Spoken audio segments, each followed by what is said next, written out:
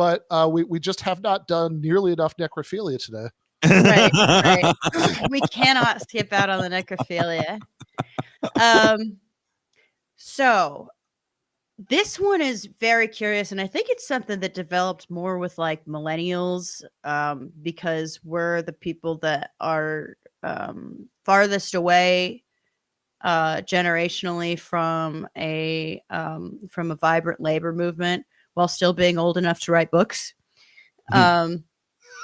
It's okay the way, but there is precedent for it, right? Like Martin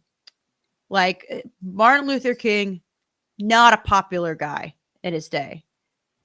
He dies, just sanctified. Even like, Republicans love to invoke Martin Luther King. You see it sort of with indigenous people in America. Once they've been decimated and sequestered and marginalized in reservations, or just scattered across the country, then it's like, oh, the noble whatever.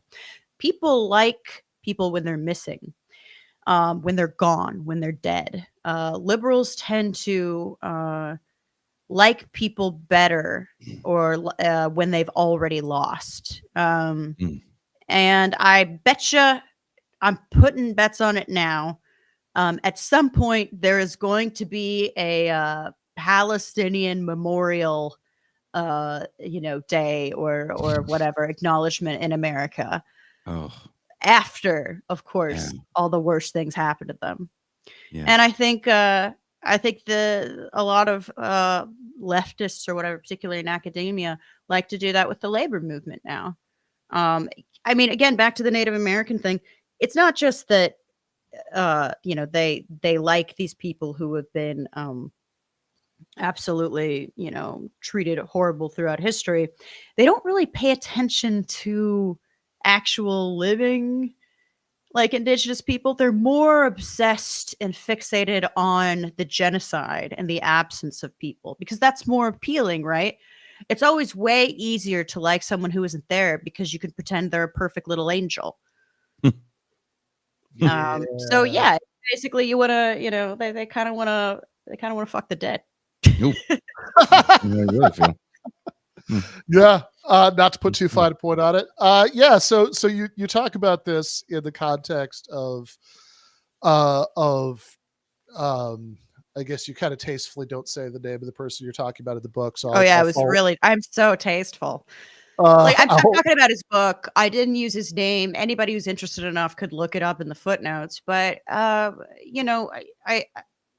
found what he was writing particularly disgusting, and also he's fine. He got tenure. He'll be cool.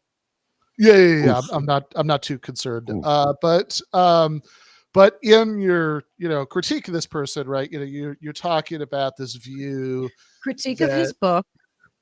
Sorry. Critique of book. No. You were right on, but they're both correct. Yeah. Yeah. He's a nasty person who once called me a Nazi. So Yeah. So Amber was like this. He called her a Nazi. Amber was like, "Keep fucking with me."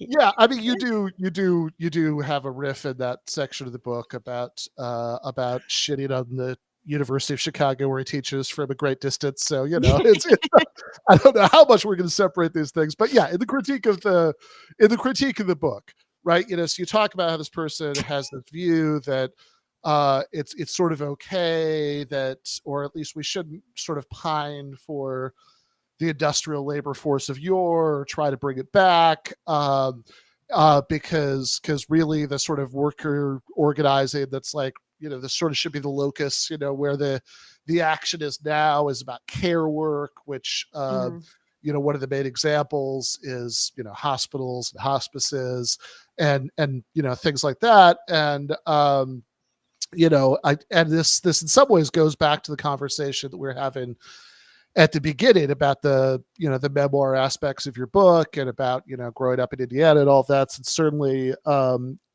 what I thought of reading this is, where my mom grew up, which is Youngstown, Ohio, which, has, I mean, when she was, she was just growing up there in the era when, like, I mean, let's not skip the bad parts about this. Like, living there was kind of like smoking a couple of packs a day, because there was so much crap in the air, but from the steel mills.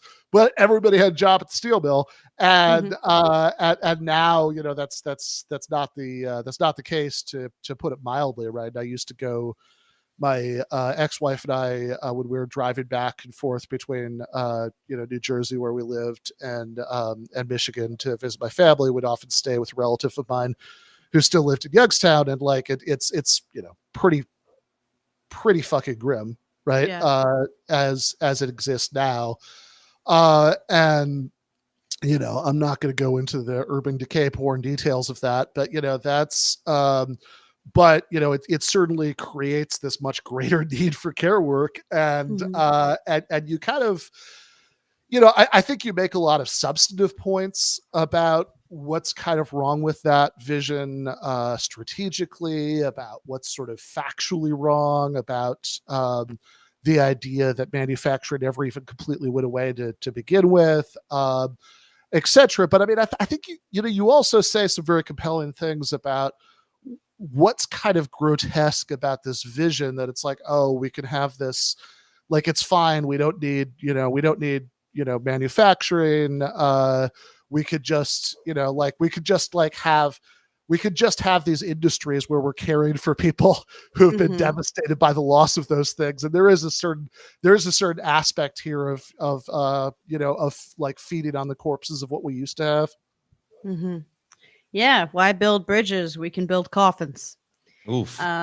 It's pretty brutal. I mean, when you look at the cover of this book too, if anyone wants to look into it, there's a factory on it with the cross of like a hospital, and that kind of set it all for me, because it's like, so we shut it down, and now we're putting all the people that suffered at the hands of the loss of those jobs and health problems as a result of those jobs too. Totally. I mean, I don't overlook things like air quality or pollution. We're just going to like lock them up in there to die. And then, the future of the labor force is going to be nurses who obviously can do amazing things organizing and should have strong unions and everything. But do you know how much it costs to get a nursing degree? Like, there are in some ways very, one, it's hard to wildcat strike when you have to make sure people don't die. Yeah. But also, when you're in a ton of debt, you're more scared because there's more at risk with, you losing your job. Negotiating is higher risk. You can get a journeyman's as you can train to become a carpenter coming out of jail with no money. You can have a record. You don't have to have an advanced education. You get paid for training. And also, you're building something. We have a huge infrastructure gap. Have you noticed lately how many this is something that I've said for a while, but at some point when historians look back on this time, they're going to notice how we slowly acclimated ourselves and stopped noticing that bridges collapse and trains just fly off the tracks. I mean, we just stopped noticing the place is just fucking falling apart. We have to build more things. And if we want to get green, or whatever that means, if we want to actually have lower the carbon in the atmosphere, we are going to have to build more things. We need people who build things. It can't just be well, that's fine that everyone's miserable and sick and made unhealthy and dying by the decline of industrial manufacturing labor. The new job is going to be the people that have to take care of them while they're dying. And it's that. I don't know if that's particularly I mean, it also plays into the theory that the millennial generation is going to inherit all this wealth from the boomer generation as they start to die off. There's a Netflix movie based off of a documentary. We actually got to have the director on here, called The Guardians, about guardianship. I don't know if you guys follow guardianship at all, where people in certain states, there's very, very insane laws where, if your mom fell, the doctor's like, oh, Amber's mom just can't take care of herself. And we need to get a guardian because Amber can't take care of her. And we're going to get a guardian that's going to control all of Amber's mom's assets. And, we're going to put her in a home, and good luck trying to get her out. Yeah. That seems like a conflict of interest. It's again, I think that plays into that narrative that there is going to be a great need for care for this kind of forgotten generation, because when we look at our unhoused residents, you live in Los Angeles. Yeah. They're not young. Yeah. And these are older people that they've worked out of the workforce. Yeah. And Social Security isn't enough to pay the bills. Yeah. The nomad land initially is about the elderly itinerant workforce. Like it's turned into kind of a love story of life on the fucking road, but it's like, no, it's not about old people that can't afford to live, that lost homes in 2008.